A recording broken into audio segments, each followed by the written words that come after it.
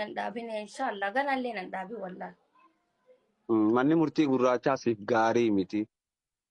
Nama waan kiyya gufatullee yoo garte ittiin gufatin tolee Absir.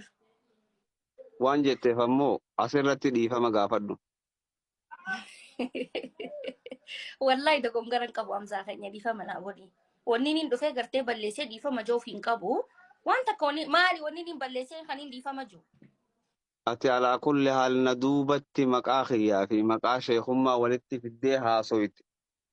Viidiyoon na bira geessee jirti. Walii galee?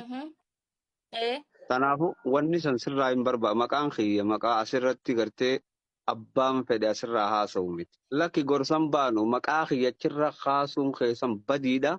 Dhiifama gaafadhu. Uwis Farid Hamza. Gaafadhaa mee waa'ee Farid hin beeku ani Farid hin ifa. Farid Caataraan beektoon?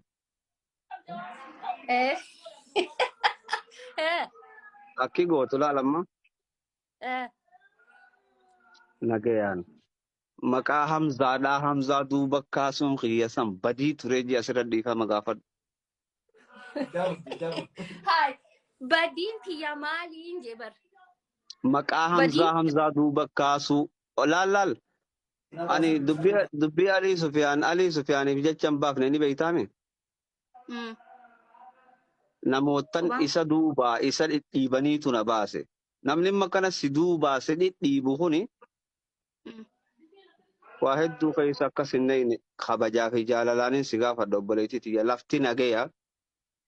Hamzaa duubaa maqaa Hamzaa kaasuun san badiidha jii dhiifama gaafadhu asitti.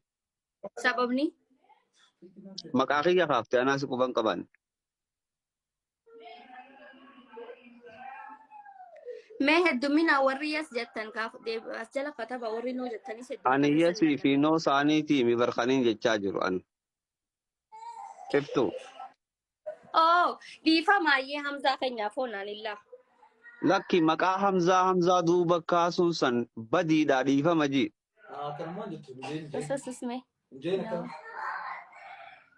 Yaa obboleessa kiyya waan badduu keessa naman naqin. Maqaa Hamzaa isa duuba kaasuu kiyyaaf hedduu takka dhiifama. Dhiifamarraa. Akkana baatee jirti. Amma booda immoo ilmi abbaa fedhee tokko. Hamzaa duubaa Hamzatti gufate tahee.